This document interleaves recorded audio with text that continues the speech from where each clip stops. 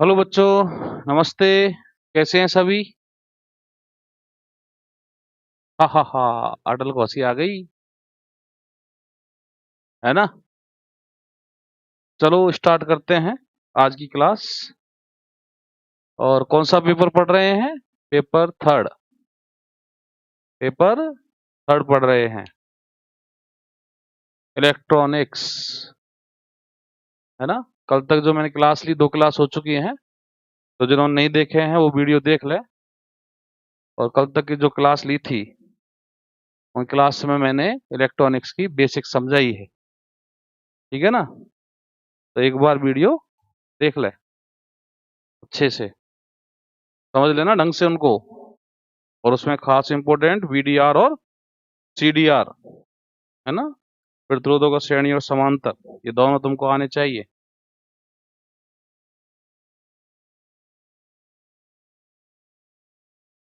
मैं ले आया, ठीक है, बढ़िया किया देवेंद्र।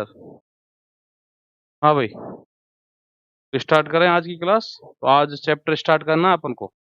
तो चैप्टर फर्स्ट डालो, नोटबुक लेके बैठा करो, है ना? चैप्टर फर्स्ट डाल लो।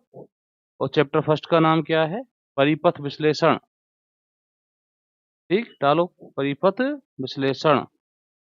और परिपथ विश्लेषण में पहला टॉपिक, थोड़ा साउंड कम कर देता हूँ। पहला टॉपिक डालें। हाँ भाई, पहला टॉपिक डालें जाल। इंग्लिश मीडियम वाले लिखें सर्किट एनालिसिस। सर्किट एनालिसिस, ठीक है। और फर्स्ट टॉपिक डालें नेटवर्क। नेटवर्क, पहले डेफिनेशन लिख लें, फिर फटाफट समझा देंगे। तो लिखो भाई, जाल की परिभाषा लिखो। किन्हीं विद्युत अवयवों, किन्हीं विद्युत अवयवों का समूह, विद्युत अवयवों का समूह क्या कहलाएगा? जाल कहलाता है, या विद्युत जाल कहलाता है। विद्युत अवयवों का समूह क्या कहलाएगा? विद्युत जाल, है ना? A group of electric element, a group of electric element is called electric network. और ये वाला डायग्राम बना दो। मैंने ये सब बातें समझा दी हैं तुमको। तो ये छोटा सा एक डायग्राम यहाँ पे ऐसे बना लो। हाथों हाथ नोट्स बनाते चले,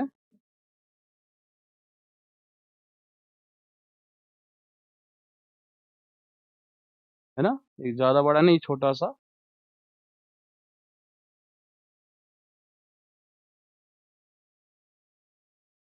ठीक है, बनाओ इसको अभी।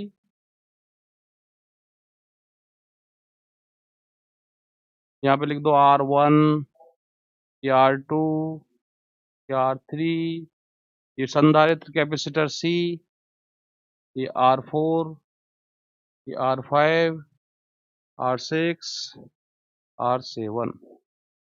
तो यहाँ पे देखो जल्दी से क्या हो रहा है।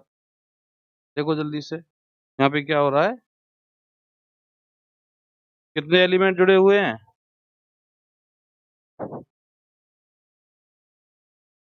एलिमेंट कितने हैं? एलिमेंट माने अवयव। तो अवयव कितने हैं? देखो यहाँ पे प्रतिरोध हैं, 7 तो प्रतिरोध हैं, 7 तो रेजिस्टेंस हैं। तो रेजिस्टेंस भी क्या कहलाता है? अवयव।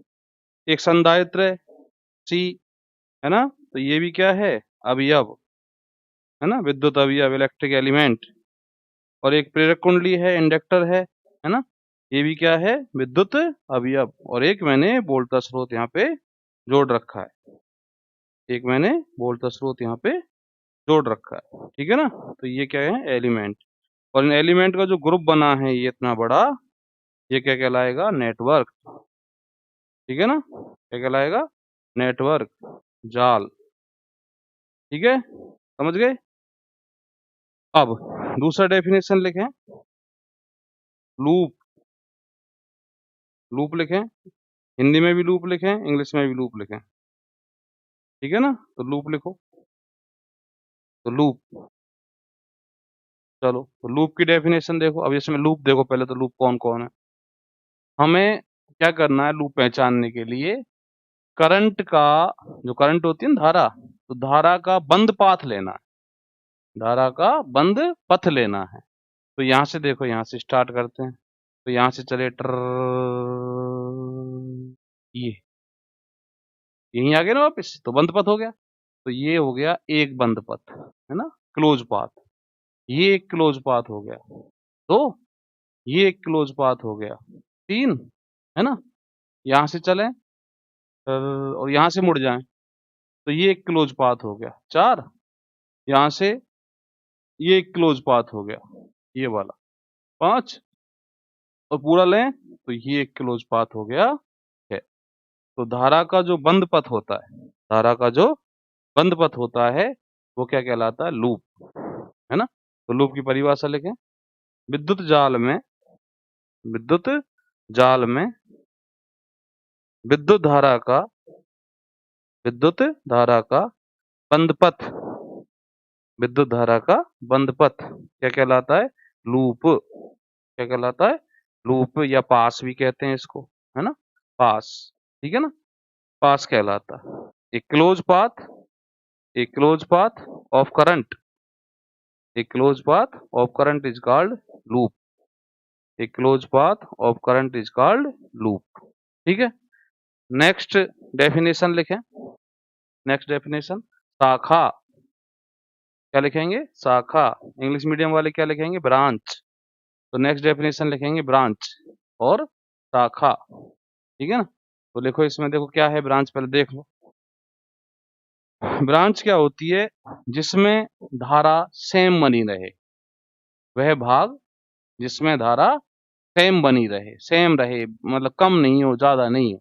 तो देखो फिर यहाँ से, देखो यहाँ से स्टार्ट करता हूँ मैं, है ना।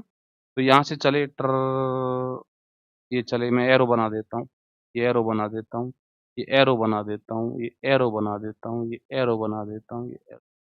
तो यहाँ तक आए। तो यहाँ से लेके यहाँ तक धारा सेम रहेगी या अलग अलग रहेगी, बोलो जल्दी से। धारा कैसी रहेगी, सेम। आई, आई। बोलो कैसे पता चला, मैंने कल बताया था ना, धारा किस तरह चलती है, पानी की तरह। यदि रास्ता मुड़ता है तो धारा मुड़ जाती है, रास्ता बस बढ़ता है तो धारा बढ़ जाती है। ठीक है ना। तो यहाँ पे ये धारा सेम रहेगी। ठीक है, ओके, ठीक। तो यहाँ पे धारा क्या रहेगी, सेम रहेगी। तो ये क्या कहलाएगी, एक शाखा। ऐसे ही यहाँ से चले और यहाँ पहुंचे, तो यहाँ पूरे रास्ते में धारा सेम रहेगी। जैसे मान लो I1, यहाँ I1, है ना। तो ये एक शाखा है, एक ब्रांच है। यहाँ से चले और यहाँ तक देखो, है ना, पूरे रास्ते में धारा कैसी रहेगी, सेम रहेगी। तो ये एक शाखा है। यहाँ से चले, यहाँ पहुंचे, तो ये एक शाखा है। ठीक है। तो इस तरह हम बता सकते हैं कि जिस भाग में, है ना, जिस भाग में धारा सेम बनी रहे, वो भाग क्या कहलाता है, शाखा। ठीक है। तो लिखो जल्दी से शाखा की परिभाषा। विद्युत जाल का वह भाग, विद्युत जाल का वह भाग जिसमें, जिसमें, ठीक है, जिसमें धारा का मान एक समान रहता है, एक समान रहता है, शाखा कहलाती है। A part of electric network, a part of electric network in which value of current is constant, value of current is constant और same is called branch, is called branch. ठीक है। उसके बाद लिखें सक्रिय जाल, अगली परिभाषा लिखें सक्रिय जाल, है ना, एक्टिव नेटवर्क, एक्टिव नेटवर्क।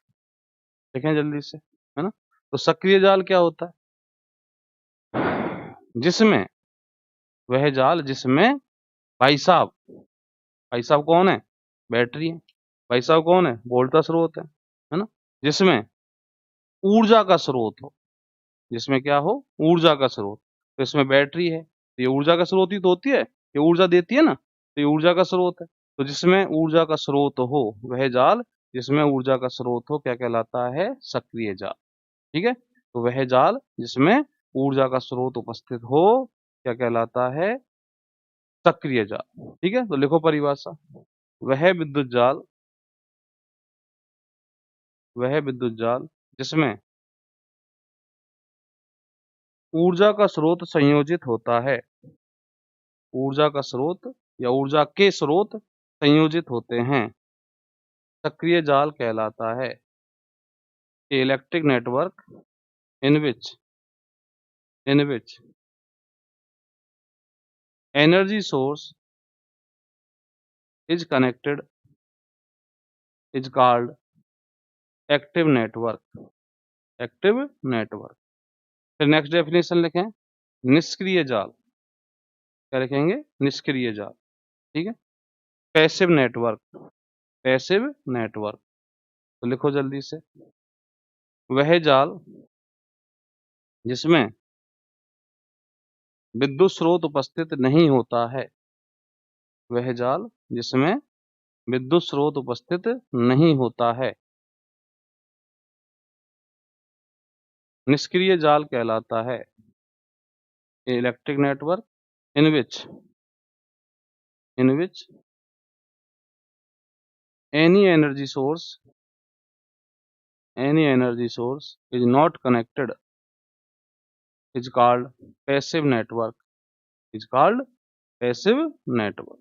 ठीक है ना, तो यहाँ पे मैंने तुमको ये समझा दिया। एक परिभाषा और लिखें, संधि, संधि बिंदु या नोड, है ना, इंग्लिश वाले नोड लिखेंगे, संधि बिंदु या नोड। तो संधि बिंदु क्या होता है? देखो यहाँ पे जाल का वह बिंदु, इसको देखो यहाँ पे, तो इस जाल के बिंदु पर एक तो ये ब्रांच और एक ये ब्रांच शाखा और एक ये शाखा, ये तीनों आके मिल रही है ना, यहाँ पे आके मिल रही है। ठीक है ना, ऐसे इस पर देखो, ये ब्रांच और ये ब्रांच आके मिल रही है। इस पर देखो, ये ब्रांच और ये ब्रांच आके मिल रही है। इस पर देखो, ये ब्रांच और ये ब्रांच आके मिल रही है। तो जाल का वह बिंदु जिस पर दो या दो से अधिक शाखाएं आकर मिलती हैं, जाल का वह बिंदु जिस पर दो या दो से अधिक शाखाएं आकर मिलती हैं, वो कहलाता है संधि बिंदु। ए पॉइंट ऑफ नेटवर्क, पहले लिख लो तुम, विद्युत जाल का वह बिंदु, विद्युत जाल का वह बिंदु जिस पर दो या दो से अधिक शाखाएं मिलती हैं, दो या दो से अधिक शाखाएं मिलती हैं, संधि बिंदु कहलाता है। A point of a network at which two or more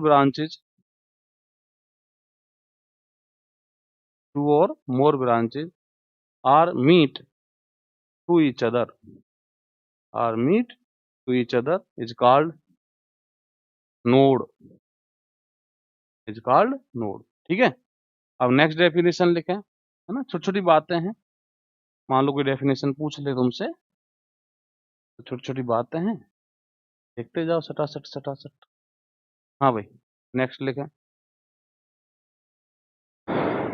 next लिखें, रेखिक प्रतिबाधाएं, रेखिक प्रतिबाधाएं, लीनियर इम्पीडेंस, रेखिक प्रतिबाधाएं, लीनियर इम्पीडेंस। ठीक है ना, क्या पूछा? बीच में आर बी तो है, हाँ, ब्रांच पे कोई फर्क नहीं पड़ता, ब्रांच पे करंट पे कोई फर्क नहीं पड़ता, करंट किसी रेजिस्टेंस में जाती तो कम नहीं होती। ठीक है ना अटल? हाँ भाई, अब क्या बोला था मैंने? रेखिक प्रतिबाधाएं, रेखिक प्रतिबाधाएं। तो देखो, जैसे मैं यहाँ पे क्या ले रहा हूँ? प्रतिरोध, है ना। अब यहाँ पे इसमें करंट है आई और इसके दोनों सिरों पर वोल्टेज कितना है? वी। ठीक है ना, तो वी बराबर क्या होता है?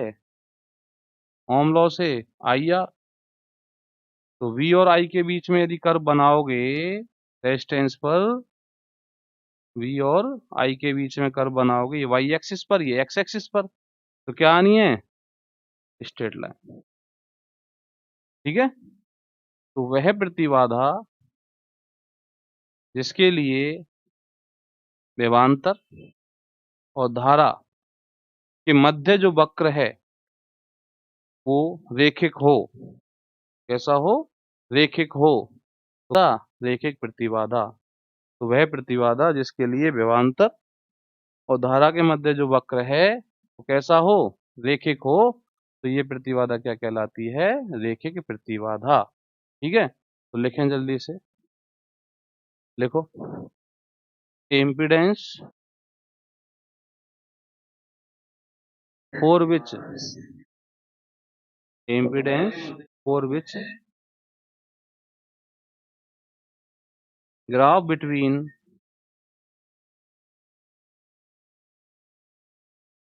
voltage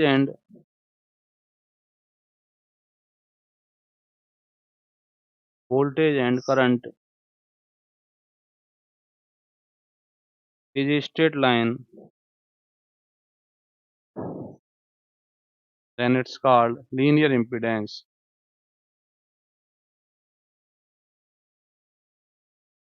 वह प्रतिबाधा जिसके लिए विभवांतर और धारा के मध्य वक्र, धारा के मध्य वक्र एक सीधी रेखा हो, वह प्रतिबाधा जिसके लिए विभवांतर व धारा के मध्य वक्र एक सीधी रेखा हो,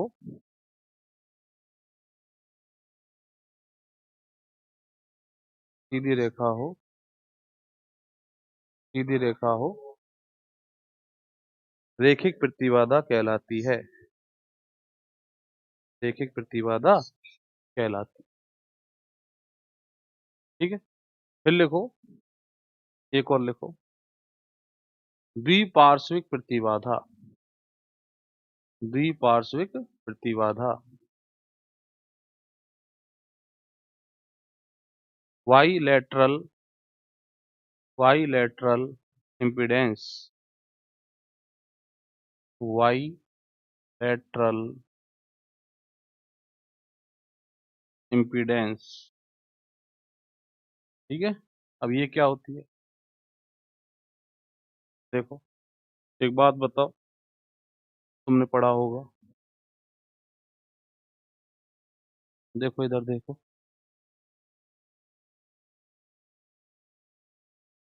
ये रेजिस्टेंस है, इसमें धारा मैं इधर से प्रवाहित करूं, यही रेजिस्टेंस दोबारा लूं, इसमें धारा मैं इधर से प्रवाहित करूं। ठीक है, तो यहां इधर से प्रवाहित की और इधर से प्रवाहित की रेजिस्टेंस सेम है, तो धारा के मान भी सेम है रेजिस्टेंस में। लेकिन तुम्हें ध्यान हो 12th में तो एक पढ़ा था अपन ने डायोड, डायोड में ये साइड होती थी P, ये साइड होती थी N। जब तुम धारा इधर से प्रवाहित करते थे तब धारा का मान अलग होता था, और जब धारा इधर से प्रवाहित करते थे तब धारा का मान अलग होता था। जब इधर से प्रवाहित करते हैं तो इसको क्या बोलते हैं? अग्रवाइज, फॉरवर्ड वाइज। याद करो, इधर से प्रवाहित करते थे तो क्या होता था? पश्च वाइज, रिवर्स वाइज। और पश्च वाइज में धारा बहुत कम आती थी, बहुत कम, रिवर्स वाइज में, और यहाँ अधिक आती। ठीक है, तो धारा की डायरेक्शन यदि चेंज होती है तो यहाँ पे मान भी चेंज हो जाता है डायोड में, जबकि रेजिस्टेंस में ऐसा नहीं होता, रेजिस्टेंस में ऐसा नहीं होता। तो वे प्रतिबाधाएं जिनमें धारा के मान दिशा पर निर्भर नहीं करते हैं, वे प्रतिबाधाएं जिनमें धारा का मान दिशा पर निर्भर नहीं करते हैं, क्या कहलाते हैं? द्विपार्श्विक प्रतिबाधाएं। वे प्रतिबाधाएं जिनमें धारा के मान दिशा पर निर्भर नहीं करते हैं, ठीक है ना, वो क्या कहलाते हैं? द्विपार्श्विक प्रतिबाधाएं। A impedance in which value of current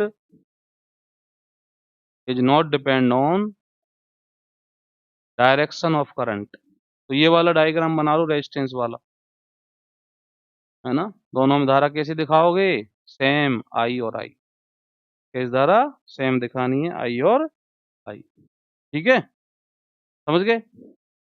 अब लिखो वोल्ट का स्रोत, लिखो जल्दी से, वोल्ट का स्रोत, वोल्टेज सोर्स।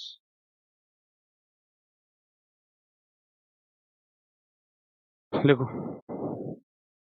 वह ऊर्जा का वह स्रोत, ऊर्जा का वह स्रोत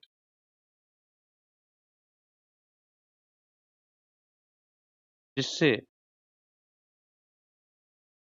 लोड को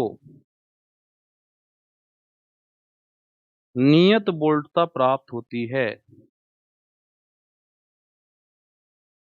वोल्टता स्रोत कहलाता है। ये एनर्जी सोर्स, ये energy source with supply a constant voltage to load is called voltage source. ठीक है, नीचे लिखो पैराग्राफ चेंज करके, वोल्टता स्रोत के श्रेणी क्रम में, वोल्टता स्रोत के श्रेणी क्रम में एक प्रतिरोध प्रदर्शित किया जाता है, एक प्रतिरोध प्रदर्शित किया जाता है। ठीक है, इस प्रतिरोध को स्रोत का आंतरिक प्रतिरोध कहते हैं। इस प्रतिरोध को स्रोत का आंतरिक प्रतिरोध कहते हैं। ठीक है, resistance is connected with energy source, sorry voltage source in series order which is called which is called internal resistance। ठीक है, ये फिगर बनाओ। तो वोल्टेज स्रोत की क्या पहचान है, देखो वोल्टेज स्रोत हमेशा कांस्टेंट वोल्टेज देगा, हमेशा क्या देगा, कांस्टेंट वोल्टेज। और उसके श्रेणी क्रम में बिल्कुल ध्यान रखेंगे, वोल्टेज स्रोत के श्रेणी क्रम में एक प्रतिरोध दिखाया जाता है, और वो प्रतिरोध क्या होता है, इसका खुद का आंतरिक प्रतिरोध होता है, इसका खुद का आंतरिक प्रतिरोध होता है। ठीक है, ये फिगर बना लिया। इसके बाद नीचे लिखें, यदि आंतरिक प्रतिरोध शून्य हो, यदि आंतरिक प्रतिरोध कैसा हो, शून्य। ठीक है, यदि आंतरिक प्रतिरोध कैसा हो, शून्य, तब यह वोल्टेज स्रोत आदर्श वोल्टेज स्रोत कहलाता है। If internal resistance of voltage source is zero, then it's called ideal voltage source, then it's called ideal voltage source। तो सुने ध्यान से, एक बात ध्यान से सुने, एक तो ये याद रखेंगे वोल्टेज सोर्स के श्रेणी क्रम में क्या दिखाएंगे, एक रेजिस्टेंस। दूसरी बात जो मैं बोल रहा हूँ वो ध्यान सुन लो, यहाँ पे तुम रेजिस्टेंस को क्या कर रहे हो, जीरो। तो रेजिस्टेंस जीरो करने का मतलब, रेजिस्टेंस यदि तुम जीरो कर रहे हो इसका मतलब होता है शॉर्ट करना। तो यहाँ पे तुमने इसको हटाया नहीं है, ऐसे मत हटाना कभी भी, जीरो करने का मतलब ये हटा दिया, हटाएंगे नहीं। रेजिस्टेंस जीरो करने का मतलब शॉर्ट करना होता है। सोच सकते हो तुम कि ये तुमने रेजिस्टेंस जीरो कर दिया, तो ये तो, और तुमने तार यहाँ पे तोड़ दिया कि सर जी रेजिस्टेंस जीरो करने का मतलब तार तोड़ना होता है तुम्हारे अनुसार, चलो तार तोड़ दो। तो दादा जब तार तोड़ दोगे तो करंट कितनी होगी यहाँ पे, तो तार ही तोड़ दिया तो करंट कितनी आएगी, जीरो। तो रेजिस्टेंस जीरो होने पर करंट जीरो बोल रहे हो तुम, रेजिस्टेंस जीरो होने पर क्या बोल रहे हो, जीरो करंट, है ना। तो यहाँ पे देखना एक बार ओम लॉ से, इसके सिरों पर यदि ओम लॉ लगाऊं मैं, यहाँ पे देखो, यहाँ पे लगाओ। ठीक है, यहाँ पे लगाओ, तो यहाँ पे लगाओगे रेजिस्टेंस जीरो तो करंट तो इन्फिनिटी आएगी, जबकि तुम तार को तोड़ रहे हो, तार तोड़ रहे हो तो करंट जीरो बोलोगे नहीं। तो यहाँ पे क्या होता है, अपन क्या कर देंगे इसको सॉल्व, तो सॉर्ट करना बोलते हैं। रेजिस्टेंस जीरो होने का मतलब शॉर्ट कर दिया तुमने, शॉर्ट करेंगे इसको, ओपन नहीं करेंगे, ठीक है, ओके। तो लिखो जल्दी चित्र बनाओ, ये आइडियल का, आइडियल का चित्र बनाओ।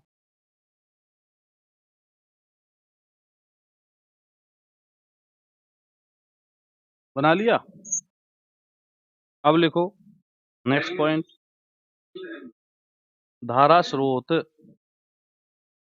धारा स्रोत, करंट सोर्स, लिखो जल्दी से। वह विद्युत स्रोत, करंट सोर्स की डेफिनेशन, वह विद्युत स्रोत जिससे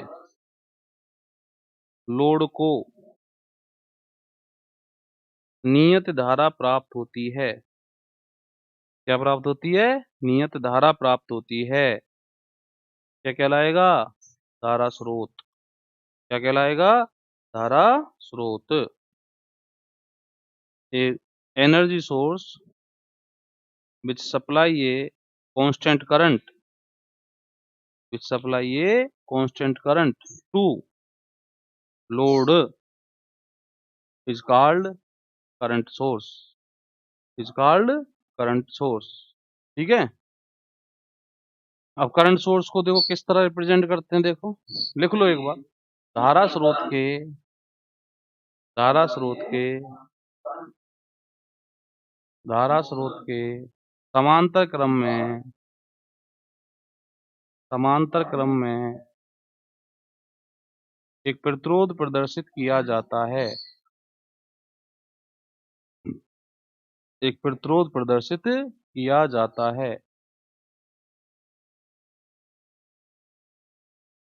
ठीक है। A resistance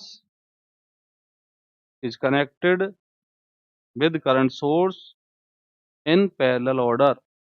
तो यहाँ पे देखो, यहाँ पे ये एरो लग रहा है ना, तो एरो को देखो, एरो ऊपर है, इसका मतलब ये करंट देगा ऊपर की ओर। कितनी करंट देगा? जो यहाँ पे लिखा होगा। तो यहाँ पे जैसे 6 एम्पियर लिखा हुआ है, तो ये क्या करेगा? 6 एम्पियर की करंट यहाँ से भेजेगा, और इसके पास भी 6 एम्पियर आएगी, 6 एम्पियर आएगी, 6 एम्पियर जाएगी, ठीक है ना, समझ गए। तो जो यहाँ लिखा है उतनी करंट यहाँ से भेजनी है हमेशा, ध्यान रखना, ठीक। चलो अब लिखो नीचे, यदि, यदि किसी धारा स्रोत का आंतरिक प्रतिरोध अनंत हो,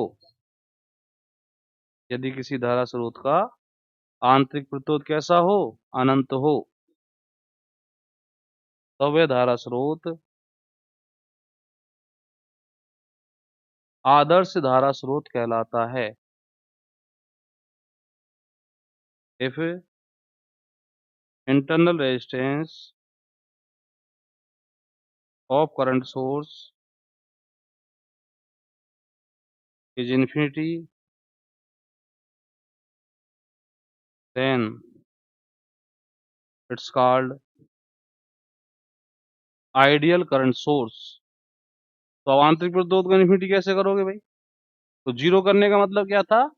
शॉर्ट करना। अब इन्फिनिटी कर रहे हो तो यहाँ धारा कितनी आनी चाहिए? जीरो, है ना। तो इन्फिनिटी कर रहे हो, धारा जीरो करने तो मैं तार तोड़ना पड़ेगा। तो यहाँ पे यदि तुम इसको इन्फिनिटी बोल रहे हो, तो रेजिस्टेंस जहां भी इन्फिनिटी बोलेंगे, रेजिस्टेंस को जहां भी इन्फिनिटी का बोलेंगे वहां पे तुम्हें तार तोड़ना है, ठीक है।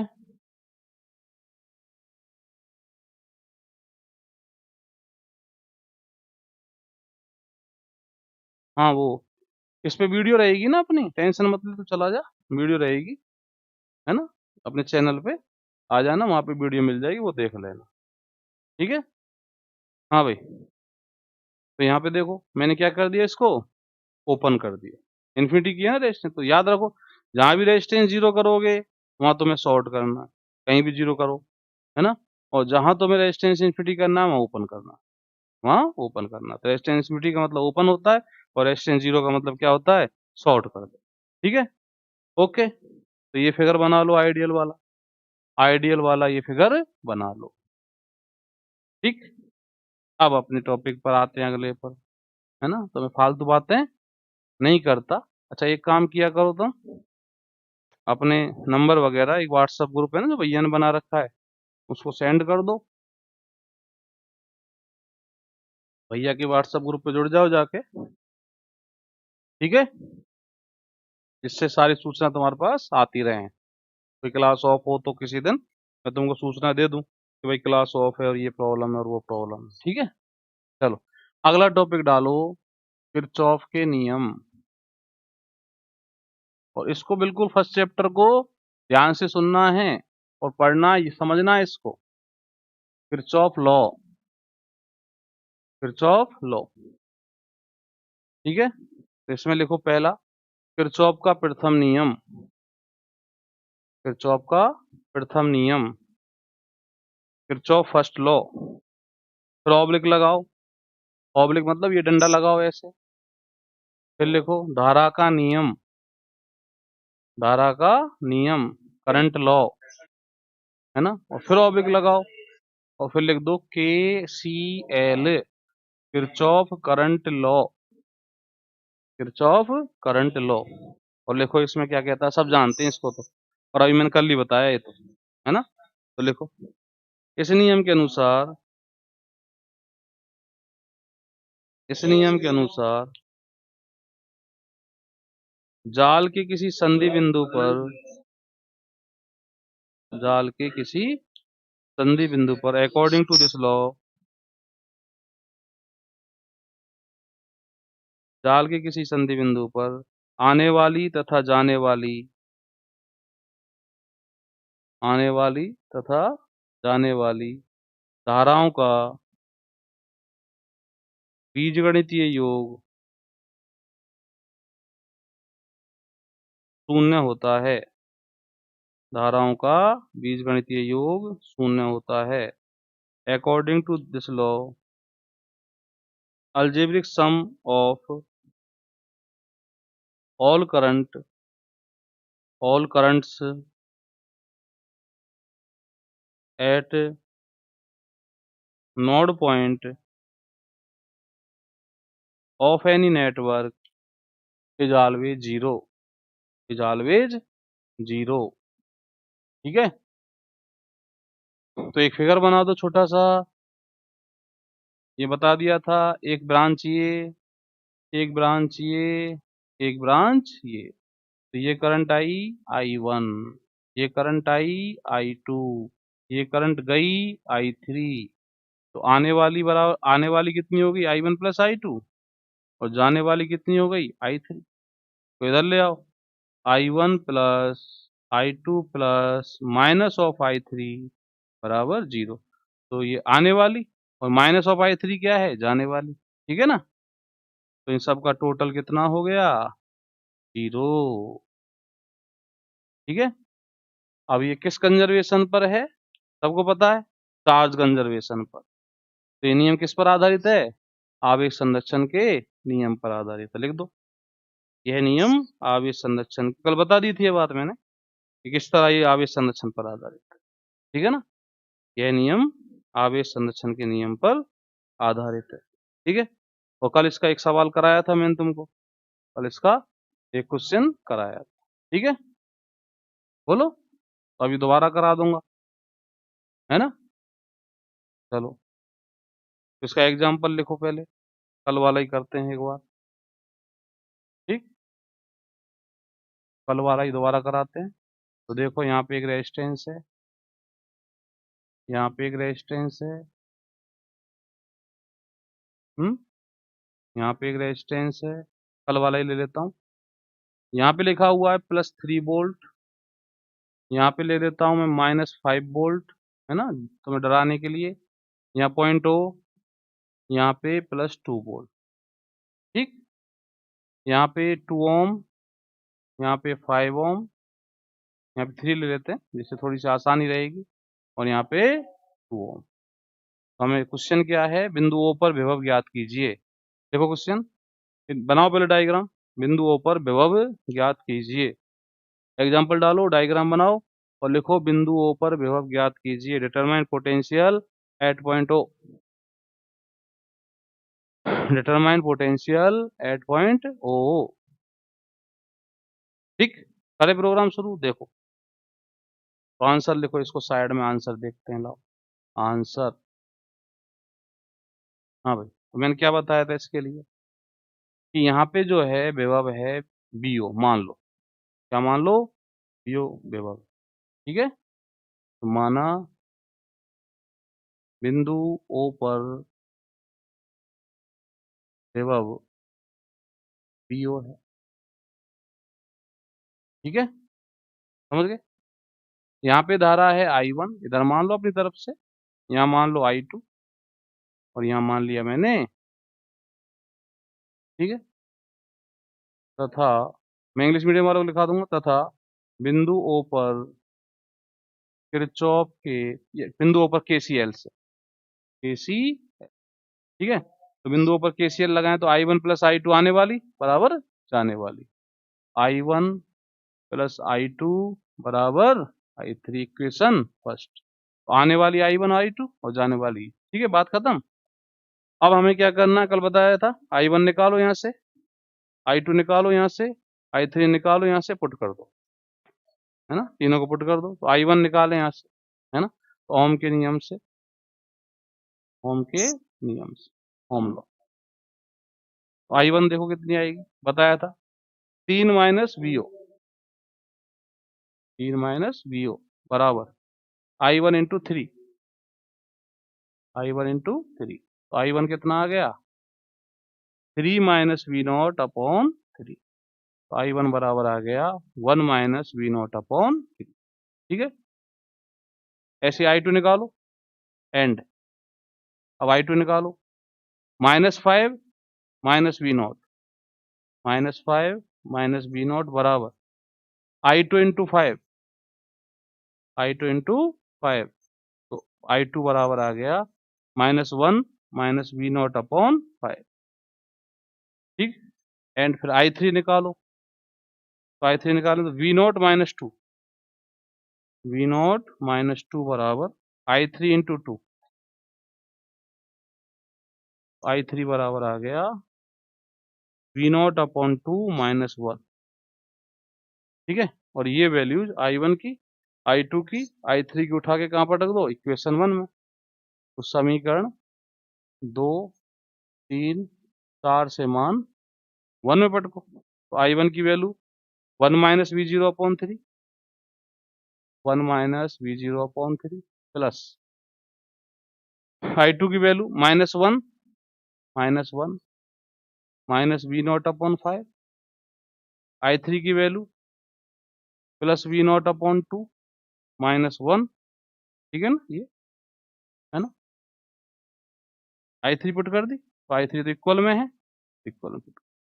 ठीक है, इधर उधर कर लो इनको, कलेश काटो। तो यहाँ 1 ये वाला -1 और इधर वाला +1, ये मैंने इधर ले लिए। ठीक है ना, V0/2 plus V0/5 plus V0/, ठीक है ना। तो इनका एलसीएम ले लो, तो 2, 5 और 3 का एलसीएम कितना आना है, 2, 5 और 3 का 30 ही आना है, इसके अलावा कोई बनना नहीं ऑप्शन। ठीक है, तो यहाँ बचा 1, 1 बराबर 30, तो 15V0 plus 6V0 plus 10V0, इसके अलावा नहीं बनना ना कोई भी। ठीक है ना, अपॉन 30। तो 30 बराबर कितना आ गया, 15, 25, 31। ठीक है, तो V नॉट बराबर 30 अपॉन 31। ठीक है, ओके, तो V नॉट हमारे पास ये आ गया। समझ गए, क्लियर, पक्का, है ना। तो KCL का यही डेरिवेशन है, ये तो एग्जाम्पल करा दिया मैंने तुमको, सेम ऐसा की ऐसा डेरिवेशन। और इस डेरिवेशन को क्या बोला है किताब का नाम, किताब ने क्या नाम दिया है, नोड विश्लेषण। क्या नाम दिया है, नोड विश्लेषण, कि नोड पर विभव कैसे निकालोगे, तो इसी तरह निकालेंगे। तो नोड पर यदि हमें विभव निकालना हो, किसी बिंदु पर हमें विभव निकालना हो, पोटेंशियल डिटरमाइन करना हो, तो हम नोड एनालिसिस को काम में लेते हैं, नोड विश्लेषण को काम में लेते हैं। तो हमारा जो नेक्स्ट टॉपिक रहेगा वो नोड विश्लेषण ही रहेगा, जो मैंने एग्जांपल से तुमको क्लियर कर दिया है। ठीक है, समझ गए? तो कल अपन क्या पढ़ेंगे? नोड विश्लेषण को पढ़ेंगे। अब फिर उसके बाद किरचॉफ का द्वितीय नियम और उसका लूप विश्लेषण। क्या पढ़ेंगे? लूप विश्लेषण। तो नोड विश्लेषण में केसीएल काम में लिया जाता है, नोड एनालिसिस में केसीएल काम में लिया जाता है। उससे क्या करते हैं? किसी नोड पर पोटेंशियल ज्ञात करते हैं, किसी जंक्शन पर पोटेंशियल ज्ञात करते हैं, विभव ज्ञात करते हैं। ठीक है, तो आज की क्लास इतनी, क्योंकि नेक्स्ट क्लास चालू होने वाली है, मुझे सेटअप बनाना पड़ेगा। तो कल मिलते हैं इसी टाइम पर। ठीक है, तो इसको चैनल को तुम थोड़ा सा और बढ़ाओ, बताओ लोगों को, सब्सक्राइब करवाओ, ताकि मुझे भी थोड़ा सा आनंद आए, तुम्हें भी आनंद आए, है ना? कम बच्चे होते तो कम आनंद आता है ना, ज्यादा होते ज्यादा आनंद आता है। तो दोनों को सही आनंद आए। ठीक है, कल मिलते हैं। नंबर मेरा ले।